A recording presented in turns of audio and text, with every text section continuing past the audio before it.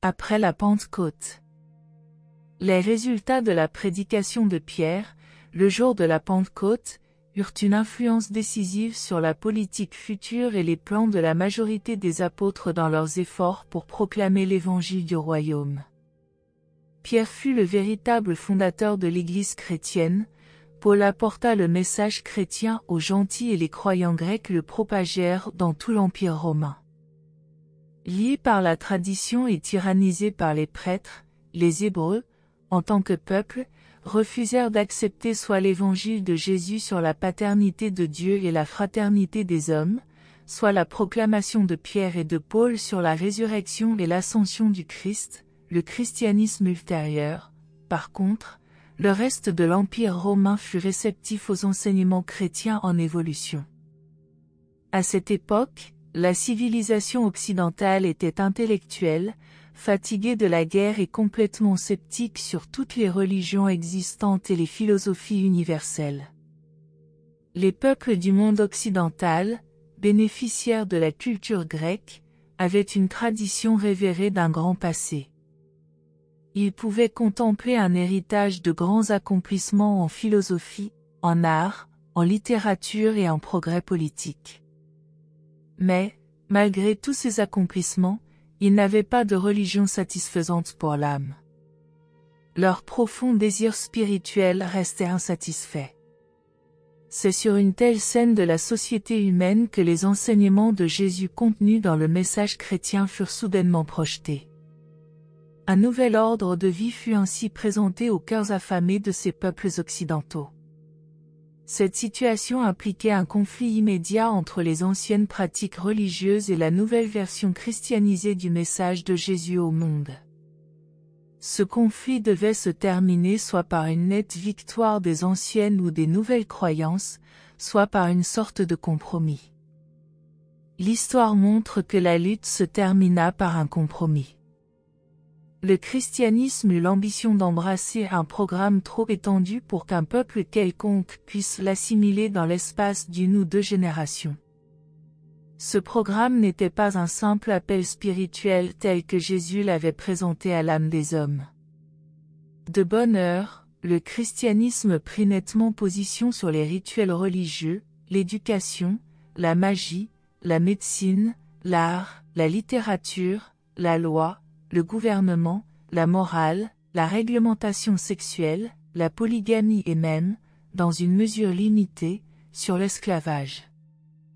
Le christianisme n'émergea pas simplement comme une nouvelle religion, chose que tout l'Empire romain et tout l'Orient attendaient, mais comme un nouvel ordre de la société humaine. Alors, très vite cette prétention précipita le conflit socio-moral des âges. Les idéaux de Jésus, tels qu'ils furent réinterprétés par la philosophie grecque et socialisés dans le christianisme, défiaient maintenant audacieusement les traditions de la race humaine incorporées dans l'éthique, la moralité et les religions de la civilisation occidentale. Au début, le christianisme ne fit de conversion que dans les couches inférieures des milieux sociaux et économiques. Mais, dès le commencement du IIe siècle, l'élite de la culture gréco-romaine s'orienta de plus en plus vers ce nouvel ordre de croyances chrétiennes, ce nouveau concept de la raison de vivre et du but de l'existence. Comment ce nouveau message d'origine juive, qui avait presque échoué dans son pays natal, put-il capter si vite et si efficacement le mental des élites de l'Empire romain? Le triomphe du christianisme sur les religions philosophiques et les cultes des mystères fut dû aux facteurs suivants. 1. L'organisation. Paul était un grand organisateur, et ses successeurs restèrent à sa hauteur. 2. Le christianisme était complètement hellénisé. Il englobait ce qu'il y avait de meilleur dans la philosophie grecque et dans la théologie hébraïque. 3. Mais, mieux que tout, il contenait un nouvel et grand idéal, l'écho de la vie d'effusion de Jésus et le reflet de son message de salut pour toute l'humanité. 4. Les dirigeants chrétiens étaient disposés à faire, avec le mithracisme, les compromis nécessaires pour que plus de la moitié de ses adhérents soient gagnés au culte d'Antioche. 5. De même, la génération suivante et les générations subséquentes de dirigeants chrétiens firent encore de tels compromis avec le paganisme que même l'empereur romain Constantin fut gagné à la nouvelle religion. Toutefois, les chrétiens conclurent un marché judicieux avec les païens, en ce sens qu'ils adoptèrent l'apparat du rituel païen tout en obligeant les païens à accepter la version hellénisée du christianisme paulinien. Ils transigèrent plus heureusement avec le paganisme qu'avec le culte mitriaque, mais, même dans ce compromis initial, ils sortirent plus que vainqueurs, en ce sens qu'ils réussirent à éliminer les grossières immoralités ainsi que nombre d'autres pratiques répréhensibles des mystères persans. À tort ou à raison, les premiers dirigeants du christianisme compromirent délibérément les idéaux de Jésus dans un effort pour sauver et propager beaucoup de ses idées. Et ils remportèrent de grands succès. Mais ne vous y trompez pas. Les idéaux compromis du Maître restent latents dans son évangile et finiront par affirmer leur plein pouvoir sur le monde. Par cette paganisation du christianisme, l'ancien ordre de choses gagna nombre de victoires mineures de nature ritualiste, mais les chrétiens prirent l'ascendant en ce sens que 1. Ils firent résonner dans la morale humaine une nouvelle note d'un diapason infiniment plus élevé. 2. Ils donnèrent au monde un nouveau concept considérablement élargi de Dieu. 3. L'espoir de l'immortalité devint une partie de l'assurance d'une religion reconnue. 4. Jésus de Nazareth fut offert à l'âme affamée des hommes.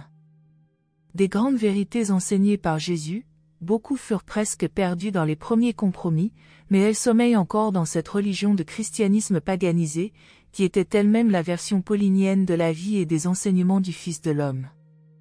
Même avant d'être paganisé, le christianisme fut d'abord complètement hellénisé. Le christianisme a une très grande dette envers les Grecs. Ce fut un Grec d'Égypte qui se dressa si courageusement à Nicée et mit l'assemblée au défi avec tant d'intrépidité que le concile n'osa pas obscurcir le concept de la nature de Jésus au point de risquer de faire perdre au monde la vérité concernant son effusion. Ce Grec s'appelait Athanase. Sans l'éloquence et la logique de ce croyant, les opinions persuasives d'Arius auraient triomphé. 1. Influence des Grecs. L'hellénisation du christianisme commença réellement le jour mémorable où l'apôtre Paul se présenta devant le conseil de l'Aréopage d'Athènes et parla aux Athéniens du « Dieu inconnu ». Là, à l'ombre de l'acropole, ce citoyen romain proclama aux Grecs sa version de la nouvelle religion qui avait pris naissance dans le pays juif de Galilée. La philosophie grecque et nombre d'enseignements de Jésus présentaient d'étranges similitudes. Ils avaient un but commun, tous deux visaient à l'émergence de l'individu, les Grecs, à son émergence sociale et politique, Jésus, à son émergence morale et spirituelle. Les Grecs enseignaient le libéralisme intellectuel conduisant à la liberté politique, Jésus enseignait le libéralisme spirituel conduisant à la liberté religieuse.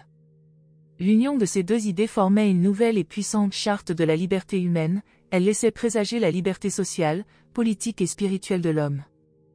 Le christianisme prit naissance et triompha de toutes les religions rivales pour deux raisons principales. 1. Le mental grec était disposé à emprunter de bonnes idées nouvelles, même aux Juifs. 2. Paul et ses successeurs étaient prêts à des compromis, mais à des compromis astucieux et sagaces, ils étaient de fins négociateurs en matière de théologie. Au moment où Paul se dressa à Athènes en prêchant « Le Christ et le Christ crucifié », les Grecs étaient spirituellement affamés. Ils étaient investigateurs, intéressés et recherchaient effectivement la vérité spirituelle. N'oubliez jamais que les Romains commencèrent par combattre le christianisme, tandis que les Grecs l'embrassèrent, et ce furent les Grecs qui, ultérieurement, forcèrent littéralement les Romains à accepter cette nouvelle religion, sous sa forme modifiée, comme faisant partie de la culture grecque. Les Grecs révéraient la beauté et les Juifs, la sainteté, mais les deux peuples aimaient la vérité. Durant des siècles, les Grecs avaient sérieusement médité et sincèrement discuté tous les problèmes humains, sociaux, économiques, politiques et philosophiques, sauf la religion. Rares étaient les Grecs qui avaient vraiment prêté attention à la religion, ils ne prenaient même pas leur propre religion très au sérieux. Pendant des siècles, les Juifs avaient négligé les autres domaines de la pensée en consacrant leur attention à la religion. Ils prenaient leur religion très sérieusement, trop sérieusement même. Éclairé par le contenu du message de Jésus, le produit unifié des siècles de pensée de ces deux peuples devint alors le moteur d'un nouvel ordre social humain, et dans une certaine mesure, d'un nouvel ordre humain de croyances et de pratiques religieuses. À l'époque où Alexandre répandit la philosophie hellénistique dans le Proche-Orient, l'influence de la culture grecque avait déjà pénétré les pays de la Méditerranée occidentale.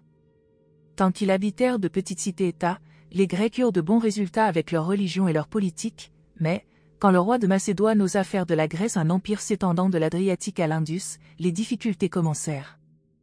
L'art et la philosophie de la Grèce étaient parfaitement à la hauteur de l'expansion impériale, mais on ne saurait en dire autant de son administration politique ni de sa religion.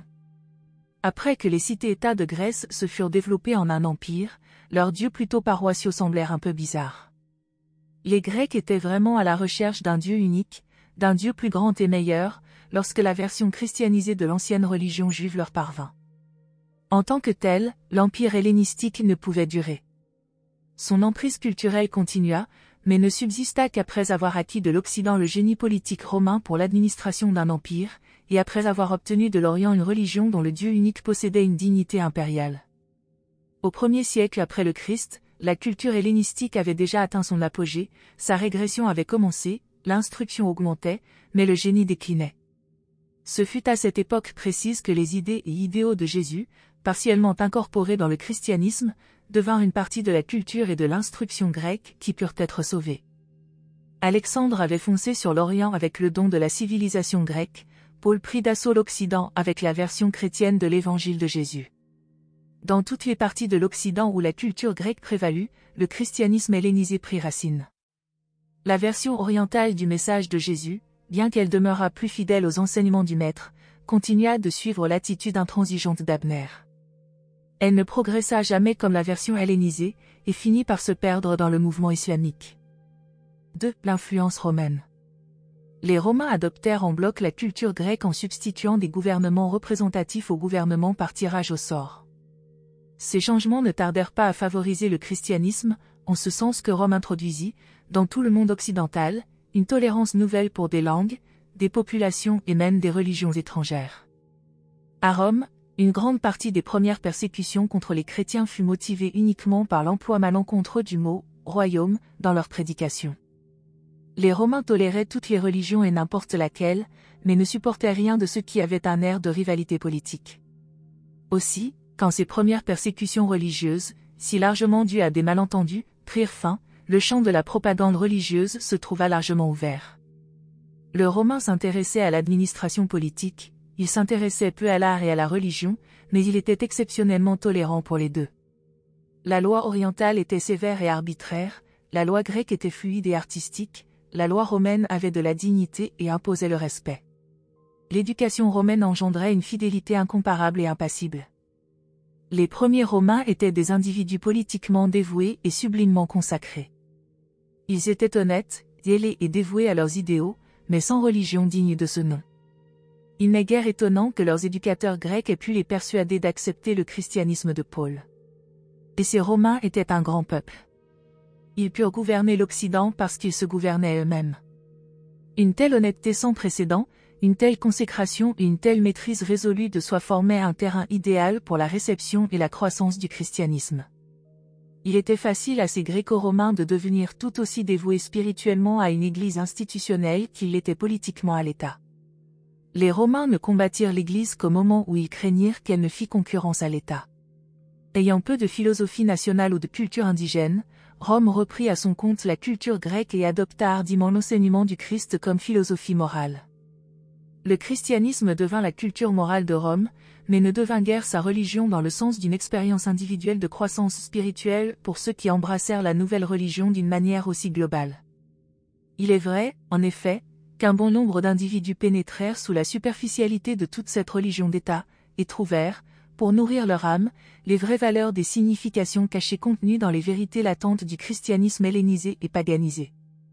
Le stoïcien, et son vigoureux appel à la nature et à la conscience, n'avait que mieux préparé tout Rome à recevoir le Christ, au moins dans un sens intellectuel. Le Romain était un juriste par nature et par éducation, il révérait même les lois de la nature. Et maintenant, dans le christianisme, il discernait les lois de Dieu dans les lois de la nature.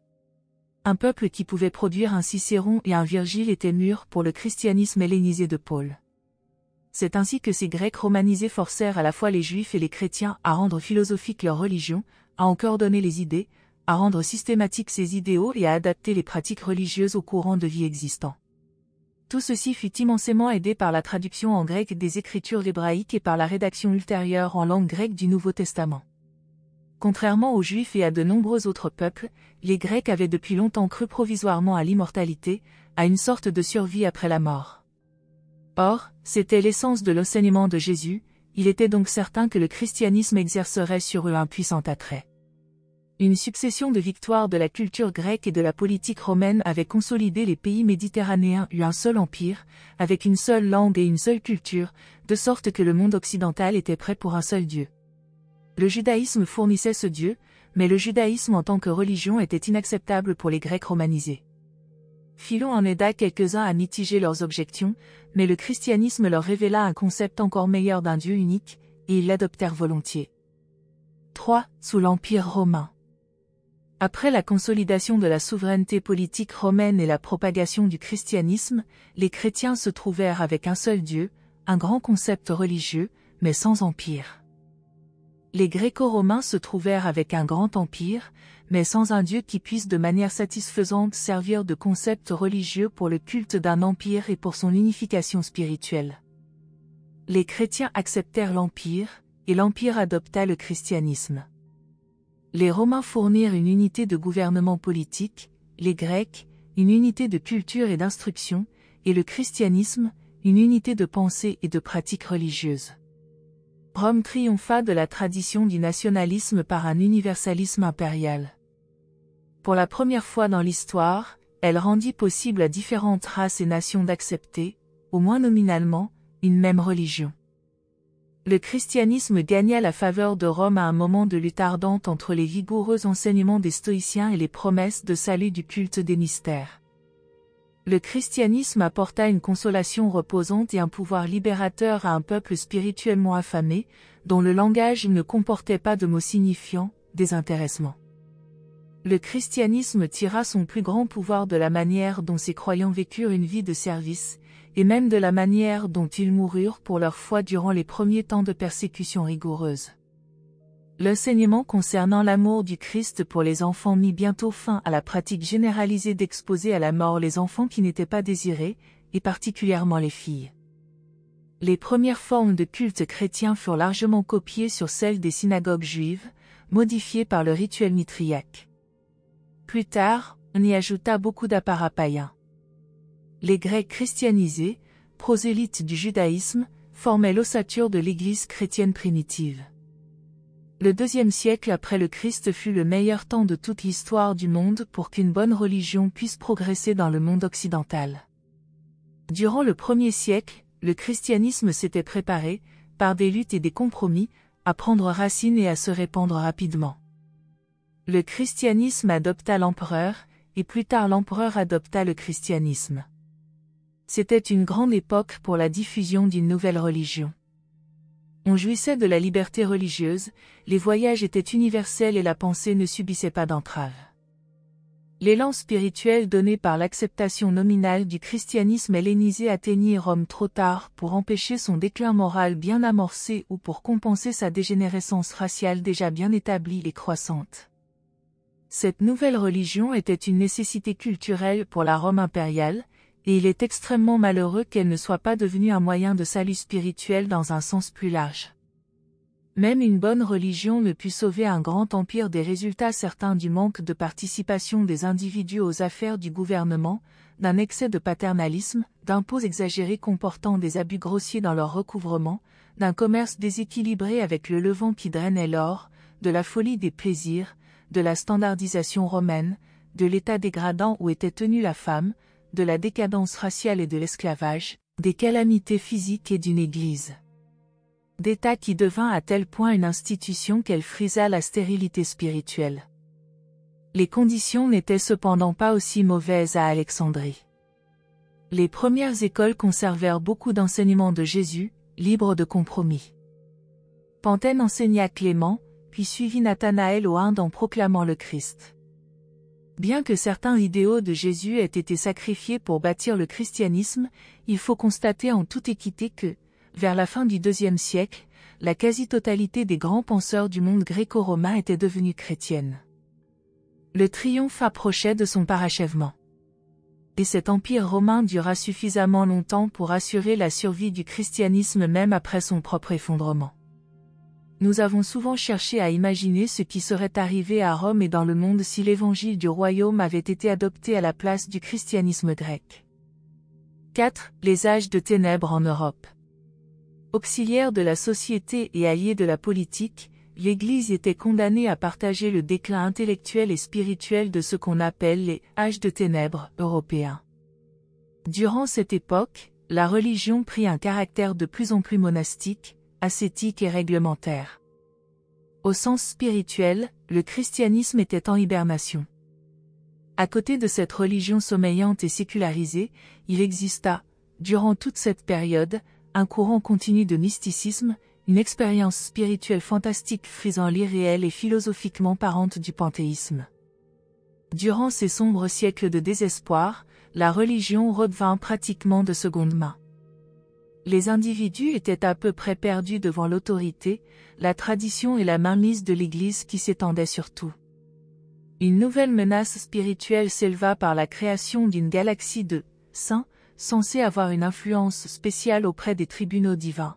En conséquence, si l'on savait faire efficacement appel à eux, ils devaient pouvoir intercéder en faveur des hommes auprès des dieux. Tout en restant impuissant à barrer la route aux âges des ténèbres qui arrivaient, le christianisme était suffisamment socialisé et paganisé pour survivre d'autant mieux à une période prolongée de ténèbres morales et de stagnation spirituelle. Et il subsista bel et bien durant la longue nuit de la civilisation occidentale et agissait encore en tant qu'influence morale dans le monde à l'aurore de la Renaissance. Après l'écoulement des âges de ténèbres, la réhabilitation du christianisme eut pour résultat de faire naître de nombreuses sectes d'enseignement chrétien dont les croyances étaient adaptées à des types spéciaux, intellectuels, émotionnels et spirituels, de personnalités humaines. Beaucoup de ces collectivités chrétiennes spéciales, ou familles religieuses, subsistent encore à l'époque où nous effectuons cette présentation.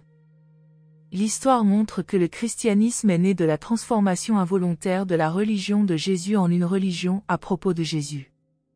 Elle montre aussi que le christianisme a subi l'hellénisation, la paganisation, la sécularisation, l'institutionnalisme, la dépravation intellectuelle, la décadence spirituelle, l'hibernation morale, les menaces d'extinction, la régénérescence ultérieure, la fragmentation, plus récemment, une réhabilitation relative. Ce curriculum dénote une vitalité qui lui est inhérente et la possession d'immenses facultés de récupération. Et ce même christianisme est actuellement présent dans le monde civilisé des peuples occidentaux, faisant face à une lutte pour la vie encore plus inquiétante que les mémorables crises caractéristiques de ces anciennes batailles pour la domination. La religion est aujourd'hui confrontée au défi d'un nouvel âge de mentalité scientifique et de tendances matérialistes. Dans ce gigantesque conflit entre le temporel et le spirituel, la religion de Jésus finira par triompher. 5. Le problème moderne. Le XXe siècle a apporté, au christianisme et à toutes les autres religions, de nouveaux problèmes à résoudre. Plus une civilisation s'élève, plus s'impose aux hommes le devoir impérieux de chercher d'abord les réalités célestes, dans tous leurs efforts pour stabiliser la société et faciliter la solution de ces problèmes matériels. Bien souvent la vérité devient confuse et même trompeuse quand elle est disséquée, fractionnée, isolée et trop analysée. La vérité vivante ne donne aux chercheurs un enseignement valable que si elle est embrassée dans sa totalité et en tant que réalité spirituelle vivante, et non pas comme un fait de la science matérielle ou une inspiration d'un art intermédiaire. La religion est la révélation à l'homme de sa destinée divine et éternelle. La religion est une expérience purement personnelle et spirituelle, elle doit perpétuellement être distinguée des autres formes supérieures de la pensée humaine telles que 1. L'attitude logique de l'homme envers les choses de la réalité matérielle. 2. L'appréciation esthétique de la beauté par contraste avec la laideur. 3. La reconnaissance éthique par l'homme des obligations sociales et du devoir politique. 4. Même le sens de la moralité humaine n'est pas religieux en soi et par lui-même. La religion est destinée à trouver dans l'univers les valeurs qui suscitent la foi, la confiance et l'assurance, la religion culmine dans l'adoration. La religion découvre pour l'âme les valeurs suprêmes qui contrastent avec les valeurs relatives découvertes par le mental. On ne possède cette clairvoyance suprahumaine que par une expérience religieuse authentique. Il n'est pas plus possible de maintenir un système social durable sans une moralité fondée sur des réalités spirituelles que de maintenir le système solaire sans la gravité.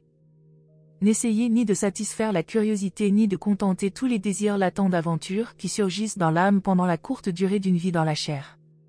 Soyez patient. Ne cédez pas à la tentation de vous plonger dans le dérèglement des aventures vulgaires et sordides. Domptez vos énergies et réfrénez vos passions. Soyez calme en attendant le déroulement majestueux d'une carrière sans fin d'aventures progressives et de découvertes passionnantes. Dans la confusion sur l'origine de l'homme, ne perdez pas de vue sa destinée éternelle. N'oubliez pas que Jésus aimait même les petits-enfants, et qu'il montra, clairement et à tout jamais, la grande valeur de la personnalité humaine. En observant le monde, rappelez-vous que les taches sombres du mal que vous voyez ressortent sur un arrière-plan clair de bien ultime. Vous ne voyez pas simplement le bien sous forme de taches blanches ressortant misérablement sur un noir arrière-plan de mal. Quand il y a tant de vérités bonnes à publier et à proclamer, pourquoi les hommes devraient-ils prêter tant d'attention au mal dans le monde simplement parce que le mal apparaît comme un fait? Les belles valeurs spirituelles de la vérité sont plus agréables et exaltantes que le phénomène du mal. En religion, Jésus recommanda et suivit la méthode de l'expérience, de même que la science moderne poursuit la technique expérimentale. Nous trouvons Dieu par les directives de la clairvoyance spirituelle, mais nous approchons cette clairvoyance de l'âme par l'amour du beau, la poursuite de la vérité, la fidélité au devoir et l'adoration de la divine bonté. Mais, parmi toutes ces valeurs, l'amour est le véritable guide vers la clairvoyance réelle. 6. Le matérialisme. Les scientifiques ont involontairement précipité l'humanité dans un affolement matérialiste. Ils ont déclenché une ruée irréfléchie sur la banque morale des âges, mais cette banque de l'expérience humaine dispose de vastes ressources spirituelles et peut faire face aux demandes qui lui sont présentées. Seuls les irréfléchis s'affolent au sujet des actifs spirituels de la race humaine. Quand l'affolement matérialiste laïque aura passé, la religion de Jésus n'aura pas fait banqueroute. La banque spirituelle du royaume des cieux fera des paiements de foi, d'espérance et de sécurité morale à tous ceux qui auront recours à elle, en son nom. Quel que puisse être le conflit apparent entre le matérialisme et les enseignements de Jésus, vous pouvez être assuré que les enseignements du Maître triompheront pleinement au cours des âges à venir. En réalité, il ne peut se produire aucune controverse entre la vraie religion et la science, car la première ne s'occupe aucunement des choses matérielles. La religion observe simplement vis-à-vis de la science une neutralité bienveillante, tandis qu'elle s'intéresse suprêmement aux savants. La poursuite de la simple connaissance, quand elle n'est accompagnée ni de l'interprétation par la sagesse ni de la clairvoyance spirituelle due à l'expérience religieuse, conduit finalement au pessimisme et au désespoir humain. Une connaissance limitée est vraiment déconcertante. À l'époque du présent écrit, les pires moments de l'âge matérialiste sont passés, l'aube d'une meilleure compréhension commence déjà à poindre. Ceux qui, dans le monde scientifique, disposent d'un mental supérieur, ont cessé d'avoir une philosophie entièrement matérialiste, mais le commun du peuple incline toujours dans cette direction par suite des enseignements antérieurs. Toutefois, cet âge de réalisme physique n'est qu'un épisode transitoire dans la vie de l'homme sur Terre.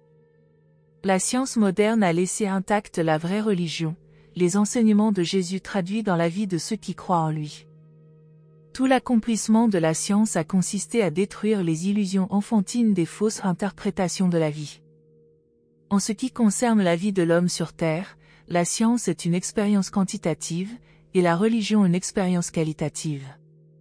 La science s'occupe des phénomènes, la religion des origines, des valeurs et des buts. Mettre en avant des causes pour expliquer des phénomènes physiques, c'est confesser son ignorance des ultimes, et ne peut en fin de compte que ramener le savant à la grande cause première, le Père universel du paradis. Le passage viol d'un âge de miracle à un âge de machine s'est révélé tout à fait déroutant pour l'homme. Le fait que les fausses philosophies mécanistes déploient de l'ingéniosité et de la dextérité dément leur prétention d'être exclusivement mécanistes. L'agilité fataliste du mental d'un matérialiste contredit perpétuellement ses affirmations que l'univers est un phénomène énergétique aveugle et sans but. Le naturalisme mécaniste de certains hommes supposés instruits et la laïcité inconsidérée de l'homme de la rue s'occupent tous deux exclusivement de choses, ils sont dénués de toute vraie valeur, sanction ou satisfaction de nature spirituelle, et sont également dépourvus de foi, d'espérance et d'assurance éternelle. L'une des grandes difficultés de la vie moderne est que l'homme se croit trop occupé pour trouver le temps nécessaire à la méditation spirituelle et à la dévotion religieuse. Le matérialisme réduit l'homme à l'état d'automate sans âme, et fait simplement de lui un symbole arithmétique placé sans pouvoir dans la formule mathématique d'un univers mécaniste et dépourvu de romanesque. Mais d'où vient donc cet immense univers de mathématiques sans un maître mathématicien ? La science peut disserter sur la conservation de la matière, mais la religion valide la conservation des âmes humaines, elle concerne leur expérience avec des réalités spirituelles et des valeurs éternelles. Le sociologue matérialiste contemporain observe une communauté, fait un rapport à son sujet et laisse les gens tels qu'il les a trouvés. Il y a 1900 ans, des Galiléens sans instruction observèrent Jésus donnant sa vie comme contribution spirituelle à l'expérience intérieure de l'homme et ensuite ils sortirent de Galilée et mirent sens dessus-dessous tout l'Empire romain. Mais les dirigeants religieux commettent une grave erreur en essayant d'appeler l'homme moderne à la bataille spirituelle au son des trompettes du Moyen-Âge. La religion doit se pourvoir elle-même de slogans nouveaux et modernes. Ni la démocratie ni aucune autre panacée politique ne remplaceront le progrès spirituel. Les fausses religions peuvent représenter une évasion hors de la réalité, mais, dans son évangile, Jésus a présenté à l'homme mortel la véritable entrée dans une réalité éternelle de progression spirituelle. Dire que le mental émergea de la matière n'explique rien.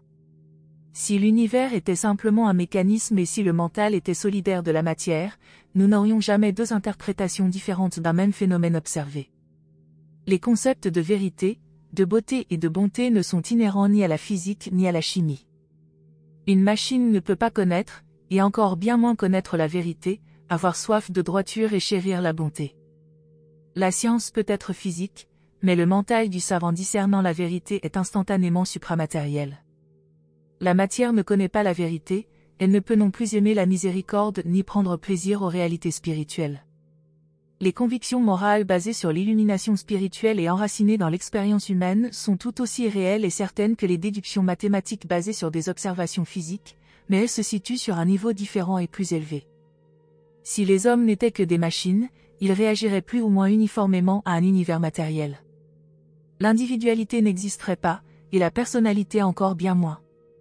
Le fait du mécanisme absolu du paradis au centre de l'univers des univers en présence de la volition sans réserve de la source centre deuxième rend certain pour toujours que les causes déterminantes ne sont pas la loi exclusive du cosmos. Le matérialisme est là, mais il n'est pas exclusif. Le mécanisme est là, mais il n'est pas sans réserve. Le déterminisme est là, mais il n'est pas seul. L'univers fini de la matière deviendrait finalement uniforme et déterministe s'il n'y avait pas la présence conjuguée du mental et de l'esprit. L'influence du mental cosmique injecte constamment de la spontanéité, même dans les mondes matériels. Dans tout domaine d'existence, la liberté ou l'initiative est directement proportionnelle au degré d'influence spirituelle et de contrôle du mental cosmique, c'est-à-dire, dans l'expérience humaine, au degré auquel on se conforme effectivement à la volonté du Père. Donc, une fois que vous êtes parti à la recherche de Dieu, c'est la preuve concluante que Dieu vous a déjà trouvé. La poursuite sincère de la bonté, de la beauté et de la vérité conduit à Dieu. Toute découverte scientifique démontre l'existence simultanée de la liberté et de l'uniformité dans l'univers. L'inventeur était libre de faire sa découverte. La chose découverte est réelle et apparemment uniforme, car autrement elle n'aurait pu être connue en tant que chose. C'est la vulnérabilité du matérialisme. Combien l'homme à mentalité matérielle est insensé de permettre à des théories aussi vulnérables que celles d'un univers mécaniste de le priver des immenses ressources spirituelles de l'expérience personnelle de la vraie religion. Les faits ne sont jamais en contradiction avec la véritable foi spirituelle, les théories peuvent l'être. La science ferait mieux de se consacrer à détruire la superstition plutôt qu'à essayer de ruiner la foi religieuse, la croyance humaine aux réalités spirituelles et aux valeurs divines. La science devrait faire matériellement pour l'homme ce que la religion fait spirituellement pour lui, étendre l'horizon de la vie et agrandir sa personnalité. La vraie science ne peut avoir de querelle durable avec la vraie religion. La méthode scientifique est simplement un étalon intellectuel pour mesurer les aventures matérielles et les accomplissements physiques. Mais, étant matérielle et entièrement intellectuelle, cette méthode ne sert absolument à rien pour évaluer les réalités spirituelles et les expériences religieuses. L'illogisme du mécaniste moderne est le suivant. Si notre univers était simplement matériel et l'homme seulement une machine, cet homme serait entièrement incapable de se reconnaître en tant que machine, de même un tel homme-machine serait entièrement inconscient du fait qu'un tel univers matériel existe. Dans sa consternation et son désespoir matérialiste, la science mécaniste n'a pas réussi à reconnaître le fait que le mental du savant est habité par l'esprit. Or, c'est la perspicacité supramatérielle de ce même savant qui formule ces concepts erronés et contradictoires en soi d'un univers matérialiste. Les valeurs paradisiaques d'éternité et d'infinité, de vérité, de beauté et de bonté, sont dissimulées dans l'effet des phénomènes des univers du temps et de l'espace. Mais il faut l'œil de la foi chez un mortel né d'esprit pour détecter et discerner ces valeurs spirituelles. Les réalités et les valeurs du progrès spirituel ne sont pas une projection psychologique, un simple rêve éveillé et glorifié du mental matériel. Ces choses sont les prévisions spirituelles de l'ajusteur intérieur, l'esprit de Dieu vivant dans le mental de l'homme. Ne laissez pas les quelques notions que vous avez au sujet des découvertes faiblement entrevues de la relativité, troubler vos concepts de l'éternité et de l'infinité de Dieu. Et, chaque fois que vous êtes pressé par la nécessité d'exprimer votre moi, ne commettez pas la faute d'omettre l'expression de l'ajusteur, la manifestation de votre réel et meilleur moi. Si cet univers était uniquement matériel, l'homme matériel ne serait jamais capable de parvenir au concept du caractère mécaniste d'une telle existence exclusivement matérielle. Ce même concept mécaniste de l'univers est en lui-même un phénomène non matériel du mental, et tout mental est d'origine non matérielle, indépendamment du fait qu'il puisse apparaître comme complètement conditionné matériellement et contrôlé mécaniquement. Le mécanisme mental partiellement évolué de l'homme mortel n'est pas surdoué en sagesse et en logique. La vanité de l'homme dépasse souvent sa raison et échappe à sa logique. C'est précisément le pessimisme du matérialiste le plus pessimiste qui est, en soi et par lui-même, une preuve suffisante que l'univers du pessimiste n'est pas entièrement matériel. L'optimisme et le pessimisme sont tous deux des réactions conceptuelles dans un mental conscient des valeurs aussi bien que des faits. Si l'univers était vraiment conforme à la conception des matérialistes, alors l'homme, en tant que machine humaine, serait privé de toute reconnaissance consciente de ce fait. Sans la conscience du concept de valeur dans le mental ni d'esprit, l'homme ne pourrait aucunement reconnaître le fait du matérialisme universel ni les phénomènes machinaux du fonctionnement de l'univers. Une machine ne peut être consciente de la nature ni de la valeur d'une autre machine. Une philosophie mécaniste de la vie et de l'univers ne saurait être scientifique, parce que la science ne reconnaît et ne traite que des objets matériels et des faits. La philosophie est inévitablement suprascientifique. L'homme est un fait matériel de la nature, mais sa vie est un phénomène qui en transcende les niveaux matériels, en ce sens qu'elle déploie les attributs contrôlants du mental et les qualités créatives de l'esprit. L'effort sincère de l'homme pour devenir mécaniste représente le phénomène tragique de sa futile tentative pour se suicider intellectuellement et moralement. Mais il ne peut y parvenir. Si l'univers était uniquement matériel et l'homme uniquement une machine, il n'y aurait pas de science enhardissant les savants à postuler la mécanisation de l'univers. Les machines ne peuvent ni se mesurer, ni se classifier, ni s'évaluer elles-mêmes. Cette œuvre scientifique ne pourrait être exécutée que par une entité ayant statut supramachinal. Si la réalité de l'univers n'est qu'une immense mécanique, alors il faut que l'homme soit extérieur à l'univers et séparé de lui pour reconnaître ce fait et devenir conscient de la perspicacité de cette évaluation. Si l'homme n'est qu'une machine, par quelle technique parvient-il à croire ou à prétendre savoir qu'il est seulement une machine ? L'expérience de s'évaluer consciemment soi-même n'est jamais l'attribut d'une simple machine. Un mécaniste avoué et conscient de soi constitue la meilleure réponse possible au mécanisme. Si le matérialisme était un fait, il ne pourrait exister de mécaniste conscient de soi. Il est également vrai qu'il faut d'abord être une personne morale avant de pouvoir accomplir des actes immoraux. La seule prétention du matérialisme implique une conscience supramatérielle du mental qui se permet d'affirmer ce dogme. Un mécanisme peut se détériorer, mais ne peut jamais progresser. Les machines ne peuvent ni penser, ni créer, ni rêver, ni aspirer à quelque chose, ni idéaliser, ni avoir faim de vérité ou soif de droiture. Elles ne motivent pas leur vie par la passion de servir d'autres machines et de choisir, pour but de progression éternelle, la tâche sublime de trouver Dieu et de s'efforcer de lui ressembler. Les machines ne sont jamais intellectuelles, émotives, esthétiques, éthiques, morales, ni spirituelles. L'art prouve que l'homme n'est pas une machine, mais ne prouve pas qu'il soit spirituellement immortel. L'art est la morontia du mortel, le domaine intermédiaire entre l'homme matériel et l'homme spirituel. La poésie est un effort pour échapper aux réalités matérielles et s'approcher des valeurs spirituelles. Dans une autre civilisation, l'art humanise la science, et à son tour il est spiritualisé par la vraie religion, la clairvoyance des valeurs spirituelles et éternelles. L'art représente l'évaluation humaine de la réalité dans l'espace-temps. La religion est l'emprise divine des valeurs cosmiques et implique une progression éternelle dans l'ascension et l'expansion spirituelle. L'art temporel n'est dangereux que s'il devient aveugle aux étalons spirituels des archétypes divins que l'éternité reflète en tant qu'ombre de réalité du temps. L'art véritable est la manipulation efficace des choses matérielles de la vie, la religion est la transformation ennoblissante des faits matériels de la vie et ne cesse jamais d'évaluer l'art du point de vue spirituel. Combien il est stupide de supposer qu'un automate pourrait concevoir une philosophie de l'automatisme, et ridicule de penser qu'il pourrait prétendre se former un tel concept de ses compagnons automates. Toute interprétation scientifique de l'univers matériel est sans valeur, à moins qu'elle ne comporte la dure recognition du savant. Nulle appréciation de l'art n'est authentique si elle ne reconnaît pas l'artiste. Nulle évaluation de la morale n'est valable à moins d'inclure le moraliste.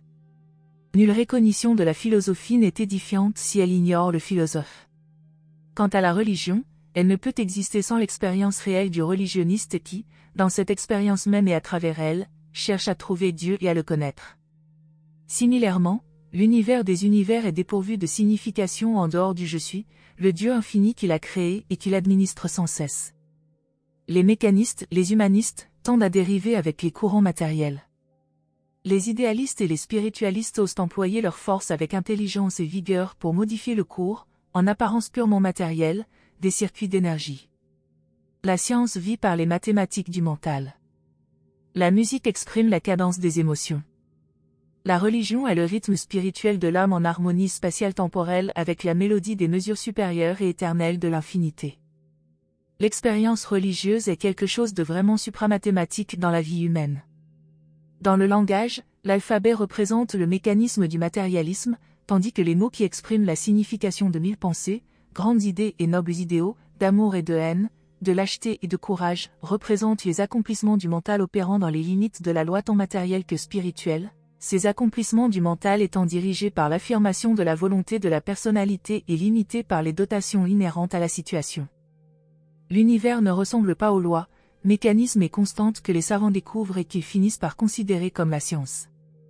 Il ressemble plutôt aux savants curieux, pensants, choisissant, créant, combinant et discriminant, qui observent ainsi les phénomènes de l'univers et classifient les faits mathématiques inhérents aux phases machinales de l'aspect matériel de la création. L'univers ne ressemble pas non plus à l'effet artistique, mais plutôt à l'artiste qui travaille, rêve, élève ses pensées, progresse et cherche à transcender le monde des choses matérielles par un effort pour atteindre un but spirituel. C'est le savant, et non la science, qui perçoit la réalité d'un univers d'énergie et de matière en évolution et en progrès. C'est l'artiste, et non l'art, qui démontre l'existence du monde morontiel transitoire interposé entre l'existence matérielle et la liberté spirituelle. C'est le religionniste, et non la religion, qui prouve l'existence des réalités d'esprit et des valeurs divines que l'on sera amené à rencontrer au cours du progrès dans l'éternité. Le totalitarisme laïque. Mais, même après que le matérialisme et le machinisme auront été plus ou moins vaincus, l'influence dévastatrice du laïcisme du XXe siècle flétrira encore l'expérience spirituelle de millions d'âmes candides. Le laïcisme moderne a été nourri par deux influences mondiales. Le père du laïcisme fut l'étroitesse de pensée et l'attitude impie de ce que l'on appelle la science du XIXe et du XXe siècle, la science athée. La mère du laïcisme moderne fut l'Église chrétienne totalitaire du Moyen Âge. Le laïcisme débuta comme une protestation contre la domination à peu près complète de la civilisation occidentale par l'Église chrétienne transformée en institution. À l'époque de la présente révélation, le climat intellectuel et philosophique prévalant à la fois dans la vie européenne et la vie américaine est nettement laïque, humaniste. Au cours des 3 derniers siècles, la pensée occidentale a été progressivement laïcisée. La religion est devenue de plus en plus une influence nominale, et largement un exercice rituel. En majorité, ceux qui s'avouent chrétiens dans la civilisation occidentale sont en fait, sans le savoir, des laïcs. Il a fallu un grand pouvoir, une puissante influence, pour libérer la pensée et la vie des peuples occidentaux de l'emprise desséchante d'une domination ecclésiastique totalitaire. Le laïcisme a effectivement brisé les entraves du contrôle de l'Église, et il menace maintenant à son tour d'établir un nouveau type de domination athée sur le cœur et le mental de l'homme moderne. L'état politique tyrannique et dictatorial est le rejeton direct du matérialisme scientifique et du laïcisme philosophique. À peine la laïcité a-t-elle libéré l'homme de la domination de l'Église passée au rang d'institution, qu'elle le vend comme esclave servile à l'État totalitaire. Le laïcisme ne libère l'homme de la servitude ecclésiastique que pour le trahir en le livrant à la tyrannie de l'esclavage politique et économique. Le matérialisme renie Dieu, le laïcisme se borne à l'ignorer, tout au moins ce fut son attitude primitive. Plus récemment, le laïcisme a pris une attitude plus militante, prétendant prendre la place de la religion de servitude totalitaire à laquelle il avait jadis résisté. Le laïcisme du XXe siècle tend à affirmer que l'homme n'a pas besoin de Dieu. Mais attention! Cette philosophie athée de la société humaine ne conduira qu'à des troubles, à l'animosité, au malheur, à la guerre et à des désastres à l'échelle mondiale. Le laïcisme ne peut jamais apporter la paix à l'humanité. Rien ne peut remplacer Dieu dans la société humaine. Mais prenez bien garde. Ne vous hâtez pas d'abandonner les bénéfices de la révolte laïque qui vous a dégagé du totalitarisme ecclésiastique. La civilisation occidentale jouit aujourd'hui de beaucoup de liberté et de satisfaction qui proviennent de la révolte laïque. La grande erreur du laïcisme fut la suivante: en se révoltant contre le contrôle à peu près total de la vie par l'autorité religieuse, et après s'être libérés de cette tyrannie ecclésiastique, les laïcistes ont poursuivi leur activité en instituant une révolte contre Dieu lui-même, parfois tacitement, parfois ouvertement. C'est à la révolte laïque que vous devez la stupéfiante créativité de l'industrie américaine et le progrès matériel sans précédent de la civilisation occidentale. Et, parce que la révolte laïque est allée trop loin, et a perdu de vue Dieu et la vraie religion, il s'en est suivi une moisson inattendue de guerre mondiale et d'instabilité internationale. Il n'est pas nécessaire de sacrifier la foi en Dieu pour jouir des bienfaits de la révolte laïque moderne: tolérance, service social, gouvernement démocratique et liberté civile.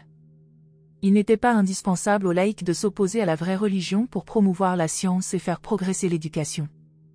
Mais le laïcisme n'est pas le seul auteur de tous les gains récents dans l'épanouissement de la vie. Derrière les gains du XXe siècle, il y a non seulement la science et le laïcisme, mais aussi l'action spirituelle de la vie et des enseignements de Jésus de Nazareth qui ne sont ni reconnus ni pris en considération. Sans Dieu, sans religion, le laïcisme scientifique ne pourra jamais coordonner ses forces ni harmoniser ses divergences et rivalités d'intérêts, de race et de nationalisme. Malgré ses accomplissements matérialistes incomparables, cette société humaine laïcisée se désintègre lentement. La principale force de cohésion résistant à cette désintégration d'antagonisme est le nationalisme. Or, le nationalisme est le principal obstacle à la paix mondiale. La faiblesse inhérente au laïcisme vient de ce qu'il rejette la morale et la religion en faveur de la politique et du pouvoir. Il est tout simplement impossible d'établir la fraternité des hommes en ignorant ou en reniant la paternité de Dieu. L'optimisme laïque en matière sociale et politique est une illusion.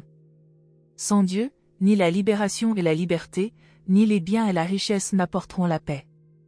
La laïcisation complète de la science, de l'éducation, de l'industrie et de la société ne peut conduire qu'au désastre. Durant le premier tiers du XXe siècle, les Urantiens ont tué plus d'hommes que durant les 19 premiers siècles de la dispensation chrétienne. Et ce n'est que le commencement de l'affreuse moisson du matérialisme et du laïcisme, des destructions plus terribles sont encore à venir. 9. Le problème du christianisme. Ne négligez pas la valeur de votre héritage spirituel, le fleuve de vérité coulant à travers les siècles, même jusqu'à l'époque stérile d'un âge matérialiste et laïque. Dans tous vos valeureux efforts pour vous débarrasser des credos superstitieux des âges passés, assurez-vous que vous retenez fermement la vérité éternelle. Mais soyez patients. Quand la présente révolte contre la superstition aura pris fin, les vérités de l'évangile de Jésus persisteront glorieusement pour illuminer une voie nouvelle et meilleure. Mais le christianisme paganisé et socialisé a besoin d'un nouveau contact avec les enseignements sans compromis de Jésus, il languit faute d'une vision neuve de la vie du Maître sur terre. Une révélation nouvelle et plus complète de la religion de Jésus est destinée à triompher d'un empire de laïcisme matérialiste et à renverser un courant mondial de naturalisme mécaniste. Urantia frémit maintenant au bord même d'une de ces époques les plus stupéfiantes et passionnantes de rajustement social, de stimulation morale et d'illumination spirituelle. Même grandement modifiés, les enseignements de Jésus ont survécu au culte des mystères de leur époque natale, à l'ignorance et à la superstition des âges de ténèbres. En ce moment même, ils triomphent lentement du matérialisme, du machinisme et du laïcisme du XXe siècle. Et de telles époques de grandes épreuves et de défaites menaçantes sont toujours des périodes de grandes révélations. La religion a besoin de nouveaux dirigeants, d'hommes et de femmes spirituels qui oseront dépendre uniquement de Jésus et de ses incomparables enseignements. Si le christianisme persiste à négliger sa mission spirituelle tout en continuant à s'occuper des problèmes sociaux et matériels, il faudra que la renaissance spirituelle attende la venue de ces nouveaux instructeurs de la religion de Jésus qui se consacreront exclusivement à la régénération spirituelle des hommes. Alors, ces âmes nées d'esprit fourniront rapidement les directives et l'inspiration nécessaires à la réorganisation sociale, morale, économique et politique du monde. L'âge moderne refusera d'accepter une religion incompatible avec les faits et qui ne s'harmonise pas avec ses conceptions les plus élevées de la vérité, de la beauté et de la bonté. L'heure est venue de redécouvrir les vrais fondements originels du christianisme aujourd'hui déformé et plein de compromis, la vie et les enseignements réels de Jésus. L'homme primitif vivait une vie d'asservissement superstitieux à la peur religieuse. L'homme civilisé moderne redoute de tomber sous la domination de fortes convictions religieuses. L'homme réfléchi a toujours craint d'être tenu par une religion. Quand une religion forte et active menace de le dominer, il tente invariablement de la rationaliser, d'en faire une tradition et de la transformer en une institution, dans l'espoir de pouvoir ainsi la contrôler. Par ce processus, même une religion révélée devient une croyance établie et dominée par des hommes. Les hommes et les femmes modernes et intelligents fuient la religion de Jésus par crainte de ce qu'elle leur fera, et de ce qu'elle fera d'eux.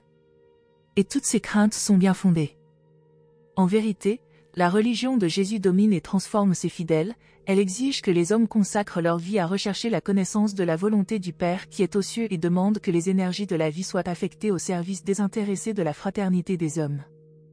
Tout simplement, les hommes et les femmes égoïstes ne veulent pas payer ce prix, même en échange du plus grand trésor spirituel qui ait jamais été offert à l'homme mortel. Il faut attendre que l'homme ait été suffisamment désillusionné par les tristes déceptions accompagnant la poursuite insensée et trompeuse de l'égoïsme, et qu'il ait découvert la stérilité de la religion formaliste. C'est alors seulement qu'il sera disposé à se tourner de tout cœur vers l'évangile du royaume, la religion de Jésus de Nazareth. Le monde a besoin de plus de religions de première main. Même le christianisme, la meilleure religion du XXe siècle, n'est pas seulement une religion à propos de Jésus, mais il est largement une religion que les hommes expérimentent de seconde main. Ils prennent leur religion intégralement telle qu'elle leur est transmise par leurs instructeurs religieux reconnus. De quel réveil le monde ferait l'expérience si seulement ils pouvaient voir Jésus tel qu'il a réellement vécu sur terre et connaître de première main ses enseignements donnant la vie. Des mots décrivant de belles choses ne peuvent passionner autant que la vue de ces choses, les mots d'un credo ne peuvent pas non plus inspirer les âmes humaines comme l'expérience de connaître la présence de Dieu. Cependant, la foi attentive gardera toujours ouverte la porte d'espérance de l'âme humaine pour laisser entrer les éternelles réalités spirituelles des valeurs divines des mondes de l'au-delà. Le christianisme a osé abaisser ses idéaux devant le défi lancé par l'avidité humaine, la folie guerrière et la convoitise du pouvoir. Mais la religion de Jésus subsiste comme la convocation spirituelle immaculée et transcendante, elle appelle ce qu'il y a de meilleur dans l'homme à s'élever au-dessus de tous ces héritages de l'évolution animale, et à atteindre par la grâce les hauteurs morales de la véritable destinée humaine. Le christianisme est menacé de mort lente par le formalisme, l'excès d'organisation, l'intellectualisme et d'autres tendances non spirituelles. L'Église chrétienne moderne n'est pas une fraternité de croyants dynamiques comme celle que Jésus avait chargée d'effectuer la transformation spirituelle continue des générations successives de l'humanité. Ce qu'on appelle christianisme est devenu un mouvement social et culturel autant qu'une croyance et une pratique religieuse. Le courant du christianisme moderne draine un bon nombre d'anciens marécages païens et bien des marais du barbarisme. Beaucoup d'anciens bassins culturels s'écoulent dans le courant culturel d'aujourd'hui en même temps que les cours d'eau venant des hauts plateaux de Galilée, qui sont censés être sa source exclusive. Dit l'avenir. En vérité, le christianisme a rendu un grand service à ce monde, mais maintenant, ce dont le monde a le plus besoin, c'est de Jésus. Le monde a besoin de voir Jésus vivre de nouveau sur terre dans l'expérience des mortels nés d'esprit qui révèle effectivement le Maître à tous les hommes. Il est futile de parler d'une renaissance du christianisme primitif, il faut avancer en partant du point où l'on se trouve. il faut que la culture moderne soit spirituellement baptisée d'une nouvelle révélation de la vie de Jésus et illuminée par une nouvelle compréhension de son évangile de salut éternel. Et, quand Jésus sera ainsi élevé, il attirera tous les hommes à lui. Davantage encore que des conquérants, les disciples de Jésus devraient être pour l'humanité des sources débordantes d'inspiration et de vie rehaussée. La religion n'est qu'un humanisme exalté jusqu'à ce qu'elle soit rendue divine par la découverte de la réalité de la présence de Dieu dans l'expérience personnelle. La beauté et la sublimité de la vie de Jésus sur terre, son humanité et sa divinité, sa simplicité et son caractère unique présentent une image si frappante et si attirante du salut des hommes et de la révélation de Dieu, que les théologiens et les philosophes de toutes les époques devraient être efficacement empêchés de formuler des credos et créer des systèmes théologiques de servitude spirituelle en partant de cette effusion transcendantale de Dieu sous la forme de l'homme. En Jésus, l'univers a produit un homme mortel en qui l'esprit d'amour a vaincu les handicaps matériels du temps et triomphé du fait de son origine physique. Souvenez-vous toujours que Dieu et l'homme ont besoin l'un de l'autre. Ils sont mutuellement nécessaires pour l'aboutissement final et complet de l'expérience de la personnalité éternelle dans la destinée divine de la finalité de l'univers. Le royaume de Dieu est en vous. C'est probablement la plus grande proclamation que Jésus ait jamais faite, après la déclaration que son Père est un esprit vivant et aimant. Pour gagner des âmes au Maître, ce n'est pas la première lieue parcourue par obligation, devoir ou convention qui transformera l'homme et son monde, mais plutôt la seconde lieue de service libre et de dévotion aimant la liberté. Elle dénote que le Jésusonien a tendu la main à la manière de Jésus pour saisir son frère avec amour et l'amener, sous gouverne spirituel, vers le but supérieur et divin de l'existence de mortels. Même aujourd'hui, le christianisme parcourt volontiers la première lieue, mais l'humanité languit et marche en trébuchant dans les ténèbres morales parce qu'il y a trop peu de disciples authentiquement prêts à parcourir la deuxième lieue, trop peu de partisans avoués de Jésus qui vivent et aiment réellement comme il enseigna à ses disciples à vivre, aimer et servir. L'appel à l'aventure consistant à construire une société humaine nouvelle et transformée, par la renaissance spirituelle de la fraternité du royaume de Jésus, devrait passionner tous ceux qui croient en lui et leur inspirer des sentiments plus vifs que les hommes n'en ont jamais ressentis depuis l'époque. Sur terre, il parcourait le pays comme ses compagnons dans la chair. Nul système social ou régime politique niant la réalité de Dieu ne peut contribuer d'une manière constructive et durable à l'avancement de la civilisation humaine. Mais le christianisme, tel qu'il est aujourd'hui subdivisé et laïcisé, présente le plus grand de tous les obstacles à la poursuite du progrès de l'humanité. Cela est spécialement vrai en ce qui concerne l'Orient. La domination ecclésiastique est immédiatement et éternellement incompatible avec cette foi vivante, cet esprit croissant et cette expérience de première main des camarades de Jésus dans la foi en la fraternité des hommes dans l'association spirituelle du royaume des cieux. Le désir louable de préserver la tradition des accomplissements passés conduit souvent à défendre des systèmes d'adoration périmés. Le désir bien intentionné d'entretenir d'anciens systèmes de pensée empêche efficacement de parrainer des méthodes et moyens nouveaux et appropriés destinés à satisfaire les ardents désirs spirituels du mental en développement et en progrès de l'homme moderne. De même, les églises chrétiennes du XXe siècle se dressent comme des obstacles immenses, mais d'une manière totalement inconsciente, devant le progrès immédiat du véritable évangile, les enseignements de Jésus de Nazareth. Bien des personnes sérieuses, qui seraient heureuses d'offrir leur fidélité au Christ de l'évangile, trouvent très difficile de soutenir avec enthousiasme une église qui tient si peu compte de l'esprit de sa vie et de ses enseignements, et dont il leur a été dit, à tort, qu'elle avait été fondée par lui. Jésus n'est pas le fondateur de la dite Église chrétienne, mais, de toutes les manières compatibles avec sa nature, il l'a entretenue comme le meilleur porte-parole existant de l'œuvre de sa vie sur terre. Si l'Église chrétienne osait seulement adopter le programme du Maître, des milliers de jeunes, apparemment indifférents, se précipiteraient pour s'enrôler dans une telle entreprise spirituelle et n'hésiteraient pas à aller jusqu'au bout dans cette grande aventure. Le christianisme est sérieusement confronté à la condamnation incorporée dans un de ses propres slogans. Une maison divisée contre elle-même ne peut subsister. Le monde non chrétien n'acceptera pas de capituler devant une chrétienté divisée en sectes. Jésus vivant représente le seul espoir possible d'unifier le christianisme. La véritable Église, la fraternité de Jésus, est invisible, spirituelle et caractérisée par l'unité, mais non nécessairement par l'uniformité. L'uniformité est la marque distinctive du monde physique de nature mécaniste. L'unité spirituelle est le fruit de l'union par la foi avec Jésus vivant. L'Église visible devrait refuser de continuer à handicaper le progrès de la fraternité invisible et spirituelle du royaume de Dieu. Cette fraternité est destinée à devenir un organisme vivant, contrastant avec une organisation sociale passée au rang d'institution. Les organisations sociales peuvent bien être utilisées par la fraternité, mais il ne faut pas qu'elles la supplantent. Toutefois, le christianisme, même celui du XXe siècle, ne doit pas être méprisé. Il est le produit du génie moral conjugué des hommes connaissant Dieu, venant de multiples races et de nombreux âges. Il a vraiment été l'une des plus grandes puissances bénéfiques sur Terre. C'est pourquoi, nul ne devrait le considérer à la légère, malgré ses défauts inhérents et acquis. Le christianisme trouve encore le moyen d'agir par de puissantes émotions morales sur le mental des hommes réfléchis. Mais, quand l'Église se lance dans le commerce et la politique, elle n'a pas d'excuse, ses alliances impies sont une flagrante trahison du Maître. Et les amoureux sincères de la vérité mettront longtemps à oublier que cette puissante Église institutionnalisée a souvent eu l'audace d'étouffer une foi nouvellement née et de persécuter des porteurs de vérité à qui il arrivait de se présenter sous des vêtements non orthodoxes. Il est malheureusement trop vrai que cette Église n'aurait pas survécu s'il n'y avait eu, dans le monde, des hommes pour préférer cette sorte d'adoration.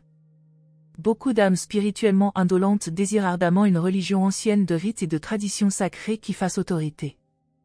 L'évolution humaine et le progrès spirituel ne sont guère suffisants pour permettre à tous les hommes de se dispenser d'une autorité religieuse.